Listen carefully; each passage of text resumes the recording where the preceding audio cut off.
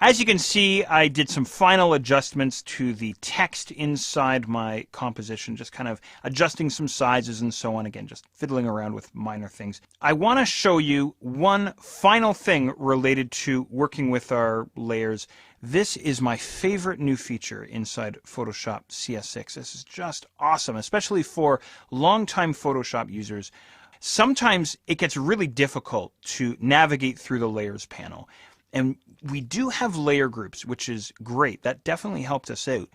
But now inside Photoshop CS6, we can filter our layers based on type and also based on certain things that have been applied to the layer, perhaps some blending modes or some special effects. I'll show you how that works. So check this out. I'm going to start you off by filtering by the type of layer. Okay? So right now I see all of my layers inside my layers panel.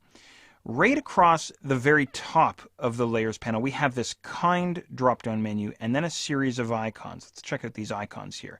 So the first guy here, pixel layers. Filter for pixel layers, filter for adjustment layers, which we haven't seen yet, filter for type layers, shape layers, and lastly, smart objects. So what I can do here, to me this is just awesome, is I can say, you know what, show me only pixel layers. I'm going to toggle this guy on, and what happens is the layers panel view changes.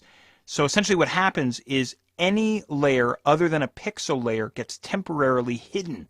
So now I only see, for instance, white stripe, statue, and clouds. I don't see any of my text layers. I don't see any of my layer groups either. So in other words, the layers panel is suddenly decluttered, which I love. So let's check out some others. I'm going to click on this guy again. It's a simple toggle on and off, right? So I'm going to make sure he's turned off. And then I'm going to say, all right, show me any adjustment layers. Oh, wait, we haven't done adjustment layers yet, so no layers match the filter. Oh, all right. Show me text layers. Well, there's the door prizes, outdoor games, and special guests text layer, and there's the come join us text layer. Now, the text smart object doesn't appear as a text layer because he's a smart object, not a text layer. So I'm going to deactivate that guy. Shape layers we haven't done. The very last guy we have is, of course, smart objects. And there's our text smart object layer. And what I can even do is I can apply multiple filters. So show me pixel layers and also show me smart objects. Or show me smart objects and text layers. Now, let's take this idea of filtering even further with the kind drop-down menu. I love this. I'm going to drop this down and I'm going to choose the first guy here, name. And it prompts me for a name. And I go, all right, I'm looking for a layer. I can't remember exactly what's on the layer, but I know that it's called statue. There it is. I just start typing statue and it pulls it up for me, right? Or perhaps cloud, CL, bang, there it is, right? Love it. Absolutely love it. All right, instead of name, let's try effect.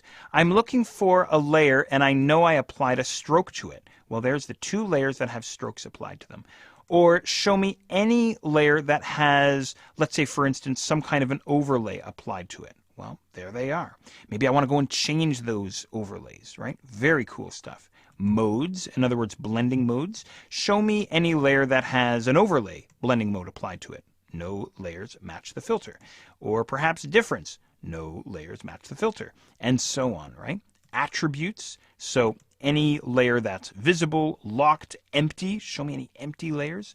Not visible, not locked, and so on and so on. You can really sort things out here. Or last but not least, color. We can actually assign colors to layers if we wanted to, and then we could filter based on those colors. Okay?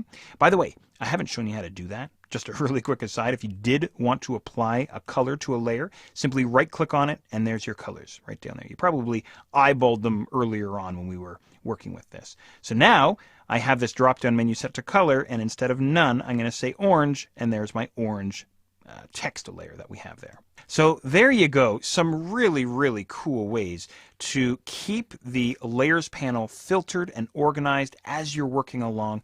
Again, I love the feature. It's really sped up the way that I work inside Photoshop.